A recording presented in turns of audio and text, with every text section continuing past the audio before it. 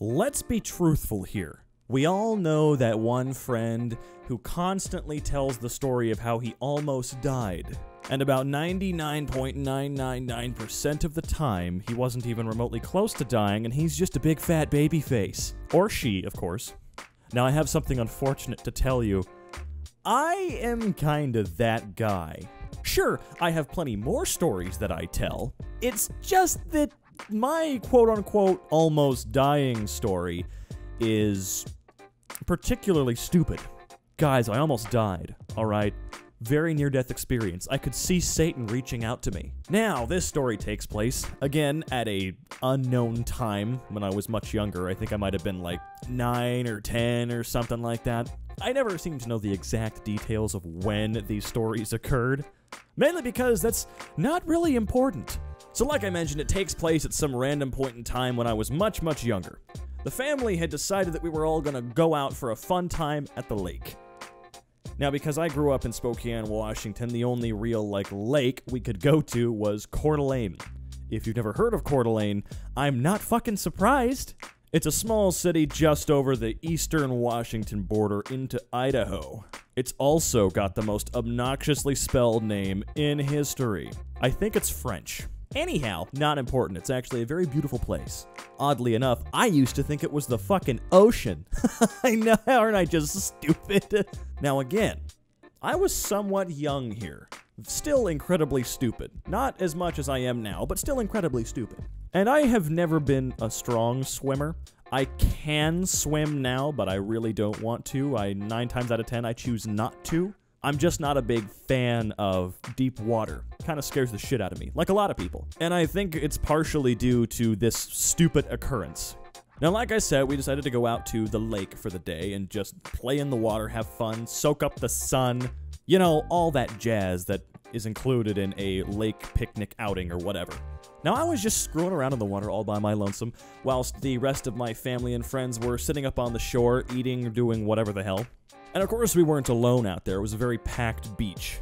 And there was another kid out there in the water with me who was just screwing around, doing the same thing as me, and we eventually started to, play catch. He had, a little Nerf football or whatever. We were tossing it back and forth in the water. And for whatever reason, this kid, wanted to keep going farther and farther out into the water, which I was like, okay, whatever, I guess.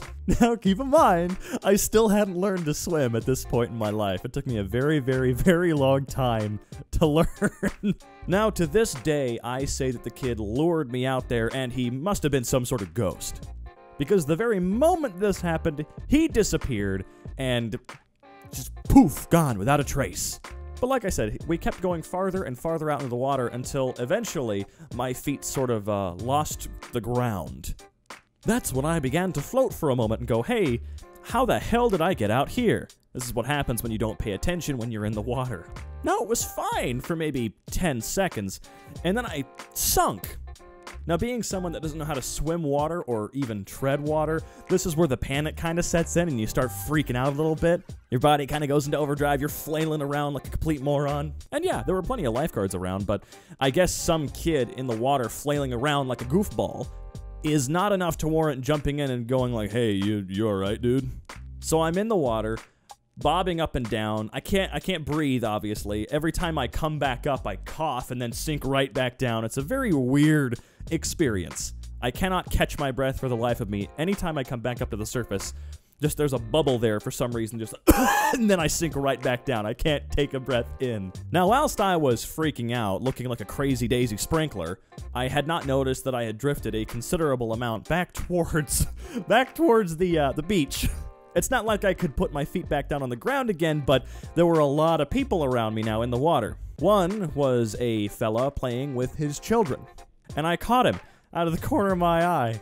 And in this panicked state I was in, I did something that I don't ever want to do again.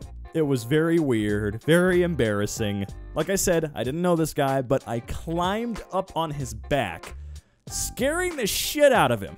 I mean, can you imagine just being there, playing with your kids or whatever at the fucking beach, and then some random child fucking climbs up on your back like a golem?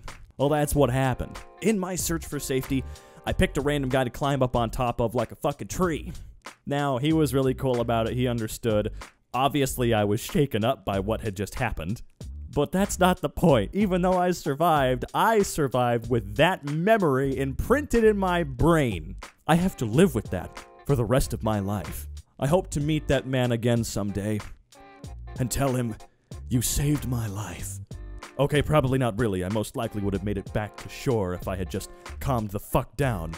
There's not really a point to this story, other than to tell you I did something embarrassing and stupid when I was younger. But then again, who the fuck hasn't done something stupid and embarrassing when they were a child? That's kind of what being a child is all about, isn't it? Although I must say, our parents' generation is lucky, because they got to do stupid stuff before the internet, so no one ever has to know. Shh.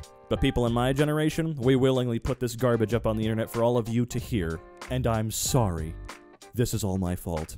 Anyway, that's all the time we have for this story. Always remember, if you even somewhat enjoyed the video, consider dropping a like, and if you really liked the video, then consider subscribing. And until the next time I feel the need to climb up on the back of some random person, I'll be seeing you.